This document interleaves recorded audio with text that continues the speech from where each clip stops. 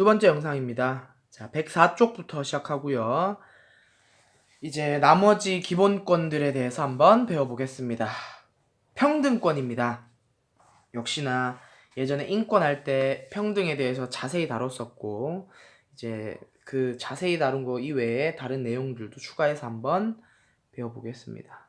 평등권은 합리적인 이유 없이 불평등한 대우를 받지 않고 정의의 관점에서 평등한 대우를 받을 권리를 평등권이다 라고 합니다.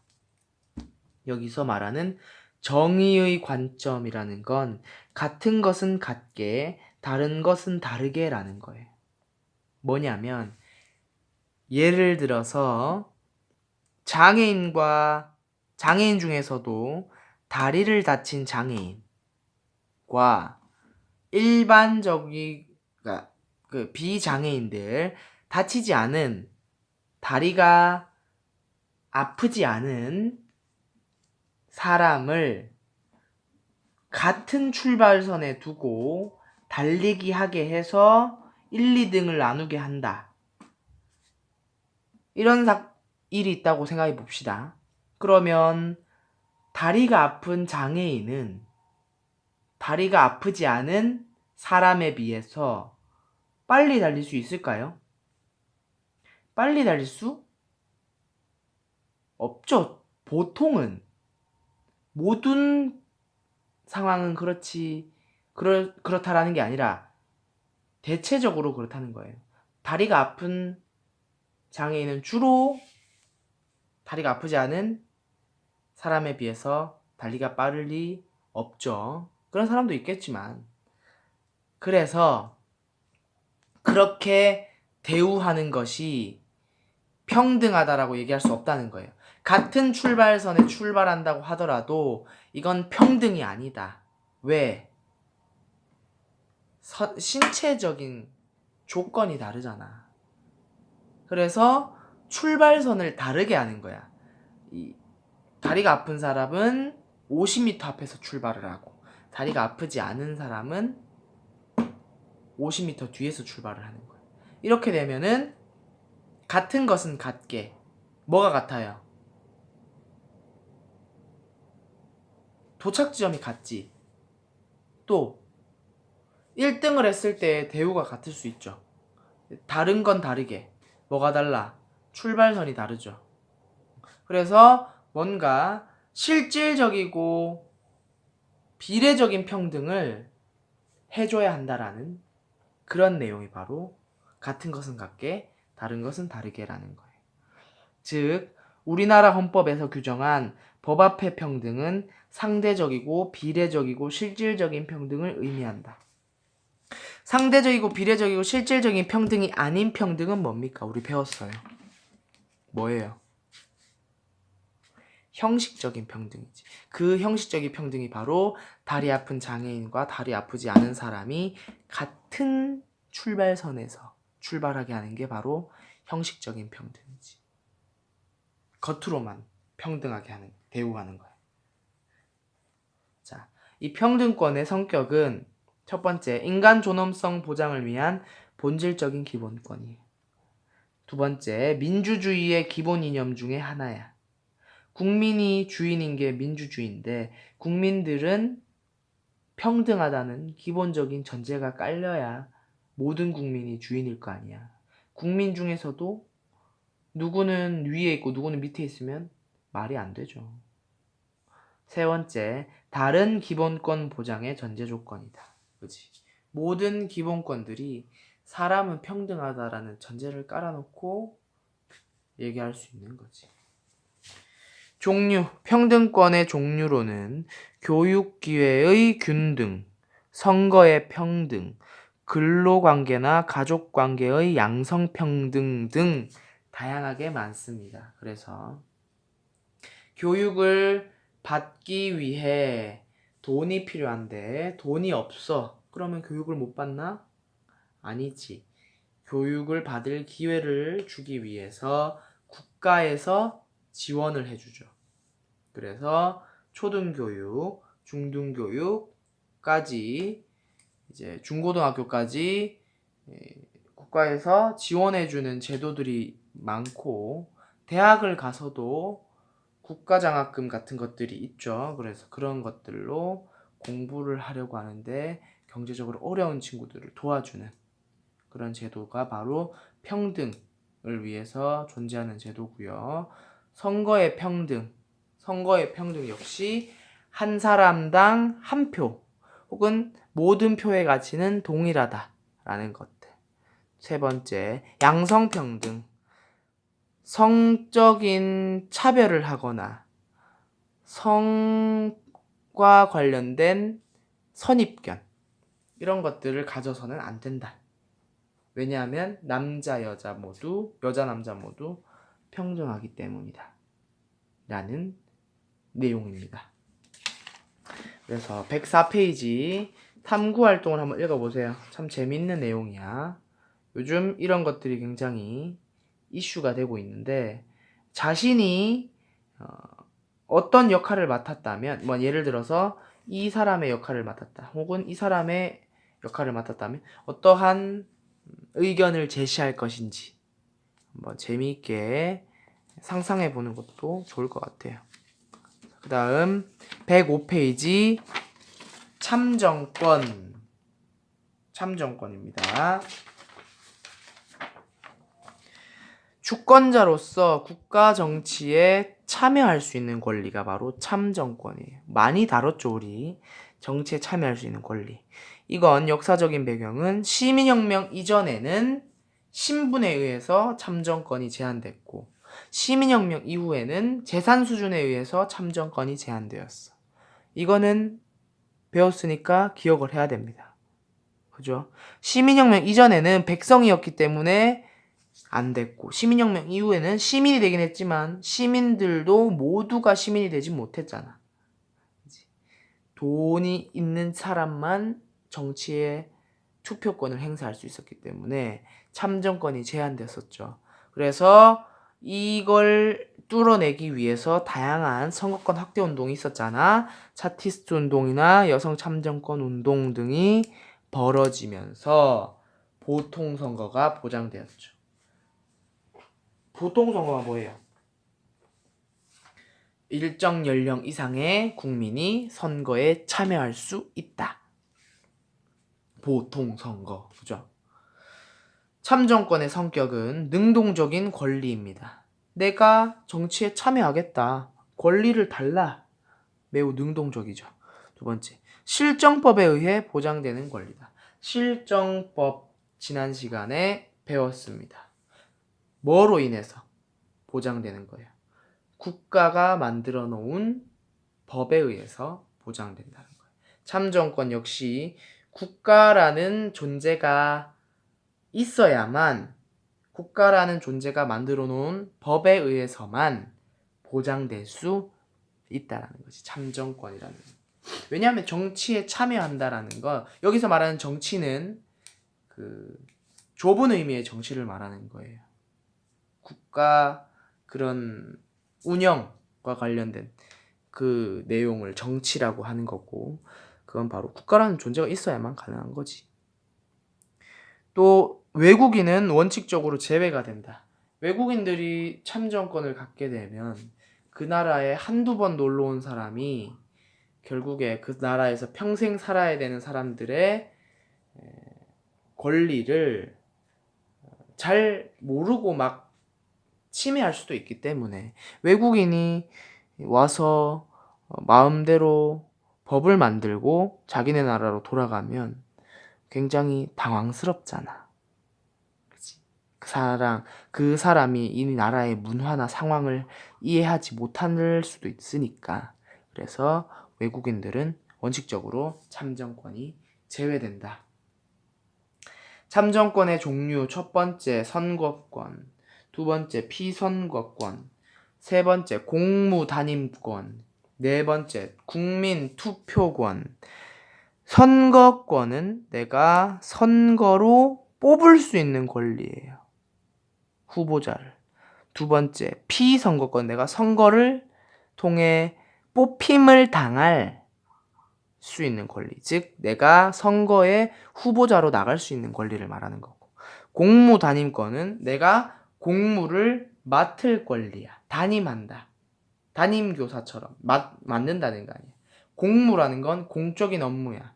그러니까 내가 공무원으로서 공적인 업무를 맡을 권리. 정치에 참여하는 거죠. 네 번째, 국민투표권은 헌법 개정 등 국가의 주요 정책을 결정하는 국민투표에 참여할 수 있는 권리가 국민투표권입니다.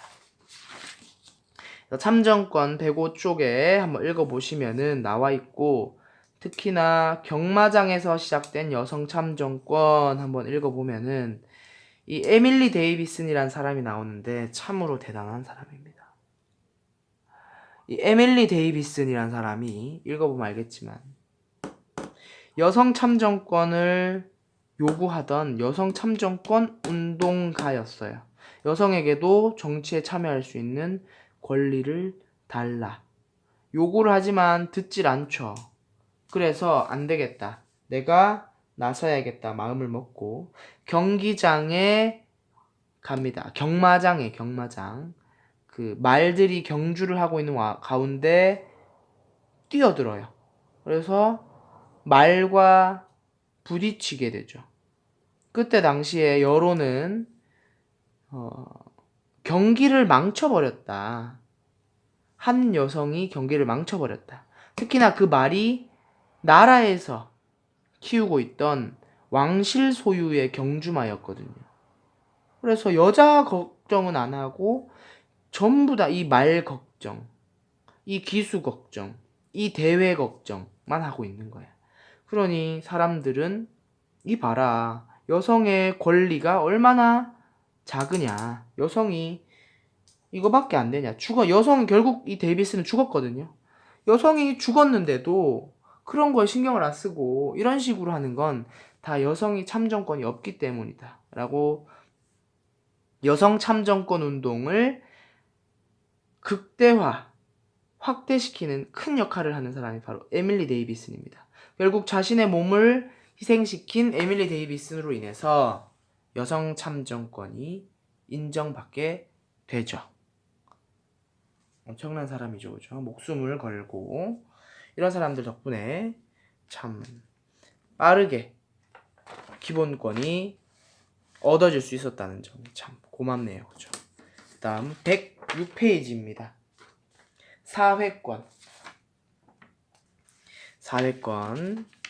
사회권은 모든 국민이 인간다운 생활을 위해 필요한 조건을 국가에게 요구할 권리가 사회권이에요. 역시나 옛날에 배웠고요. 역사적 배경으로는 빈부격차 확대, 불평등 심화로 인간다운 삶을 위해 최소한의 권리 보장이 필요해졌어요.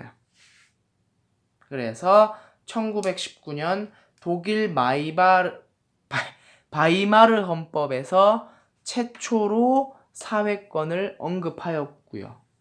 이 사회권은 국가에게 국민이 요구를 하는 거야. 여러분들이 무인도에 갇히게 되면 자유는 누릴 수 있고 평등도 누릴 수도 있겠죠. 아무도 없으니까 다 평등할 거 아니야. 아무도 날 건드리지 않으니까 자유로울 수도 있고. 하지만 기본적인 생활이 보장이 안 되잖아. 그럴 때 기본적인 생활을 보장해 달라라고 만약에 그 무인도에 국가기관이 있으면 이상하지만 그런 국가기관이 있다면 요구할 수 있겠죠. 그러한 권리들을 사회권이라고 하는 거예요. 사회권의 성격은 적극적 권리라는 거예요. 요구하는 거니까. 두 번째, 복지국가의 필수 요소라는 거죠. 경제적으로 봤을 때는 독점 자본주의가 발생하고 나서 이 시장 실패를 겪으니까 경제 시간에 우리 배웠죠, 예전에. 그래서 그런 시장 정체의 자유로움을 놔뒀더니 국가가 사회적 약자를 돌보지 못하고 독점 기업이 사람들을 괴롭히고 세계적인 경제 공황을 만들고 이렇기 때문에 복지 정책이 필요하다라고 해서 나온 게 우리가 경제 시간에 배웠던 수정자본주의잖아요. 그것처럼 사회권도 역시나 복지를 통해서 현대적인 국민의 권리를 보장해야 된다라는 개념이고요. 경제와 정치가 무관하지 않다는 게 여기서 일맥상통한다는 게 여기서 드러나는 거예요. 가장 최근에 등장한 현대적 권리이고요. 이거와 관련해서 표를 하나 봅시다. 때까지 자유권, 참정권, 사회권을 얘기했는데 각각 등장한 시기와 내용을 보면은 알 수 있어요. 자유권 17에서 18세기에 등장했다. 가장 오래된 기본권이라 그랬죠. 국가로부터의 자유. 예전에 언급했었어요. 참정권은 19세기에 등장해서 국가의 자유. 세 번째 사회권은 20세기에 등장해서 국가에 의한 자유. 옛날에 인권할 때 한번 다뤘습니다. 시기. 다음 세 번째 사회권의 종류입니다. 목적, 이념적 권리. 사회권을 목적으로 본다면 인간다운 생활을 할 권리로 볼 수 있지만 사회권 그 자체를 다른 권리를 위한 수단으로 본다면 교육권과 근로권, 환경권 등이 있을 수 있다는 거예요. 또 뭐 노동 3권 이런 거. 그래서 106페이지 전태일 탐구활동이 나오는데 역시나 전태일 씨 역시 대단한 사람입니다. 자신의 몸을 바쳐서 근로권을 얻어냈죠. 그 당시에 근로법이 매우 별로였거든. 근로자들, 노동자들의 권리가 너무 낮았기 때문에 요구를 아무리 해도 들어주지 않는 거예요, 전태일이. 근로자들 너무 힘들다. 위험한 곳에서 일한다. 이거 법적으로 보장해야 되는데 왜 안 보장해주냐 했는데 아무도 안 들어주니까 결국엔 분신 자살을 선택한 거죠. 근로기준법을 내가 화형시키겠다. 라는 뜻으로 자신의 몸과 함께. 그래서 그 이후 사회적 이슈가 되면서 노동법이 굉장히 강조되기 시작했었죠. 사회권 107페이지. 다음 청구권입니다. 청구권. 청구한다 라는 건 뭔가 요청하고 요구한다 라는 거예요. 국민이 국가의 특정 행위를 요구하거나 침해당한 기본권의 구제를 청구할 수 있는 권리. 요청하고 요구한다. 성격으로는 기본권 보장을 위한 수단적 권리이자 절차적 권리야. 앞에서 말했던 사회권, 참정권, 평등권, 자유권, 행복주권 등이 사람들에게 있지만 이게 침해를 당했어. 남들이 나의 자유를 빼앗고 나의 평등을 억압하고 나의 사회권을 무시하고 나의 참정권을 없애면 난 어떻게 해야 돼? 아, 나의 권리였는데 뺏겼구나. 안타깝다. 이러고 있어야 됩니까? 아니지. 나의 권리를 되찾으려고 노력해야 되겠죠. 그 수단이 바로 재판 또는 보상해달라 요구하고 요청하는 거죠. 그런 권리가 바로 청구권입니다. 다른 기본권들을 보장하기 위한 수단이라는 거예요. 종류로는 청원권, 재판청구권, 국가배상 청구권, 범죄 피해자 구조 청구권이 있는데 청원권은 국가기관에게 자신이 희망하는 걸 요청하는 내용으로 담아서 문서로 전달할 수 있다는 거예요. 저는 이러한 요청을 합니다 라고 문서로 제출할 수 있는 권리가 청원권이에요. 두 번째, 재판 청구권. 재판 청구권은 재판을 열어달라 라고 재판을 받을 수 있는 권리야. 내가 억울한 일이 있어. 내가 도둑이 들어서 집이 없어졌어. 집안의 재산이 다 없어졌어. 그러면 도둑을 잡았을 때 내가 보상받도록 이런 도둑과의 재판을 열어달라 해서 보상을 받도록 한다든지 이런 권리. 세 번째, 국가배상 청구권. 국가배상 청구권은 공무원이 불법 행위를 저질렀거나 어떤 행동을 해서 나에게 이익이 아닌 손해를 끼쳤어. 그럼 내가 이거 난 너무 억울하다. 국가가 나서서 나에게 배상해 달라. 왜냐하면 공무원은 국가에게 소속된 일꾼이기 때문에 국가가 나에게 배상해 달라 요청할 수 있다는 거예요. 그게 국가배상 청구권이고, 범죄 피해자 구조 청구권은 범죄로 인한 피해자가 발생할 수 있죠. 예를 들어 길 가다 두드려 맞았다거나 칼에 뭐 이런 표현 좀 그렇지만 흉기에 의해서 다쳤다거나 이럴 때 국가에게 타인의 범죄에 의해서 국가에게 손해를 타인에 의해서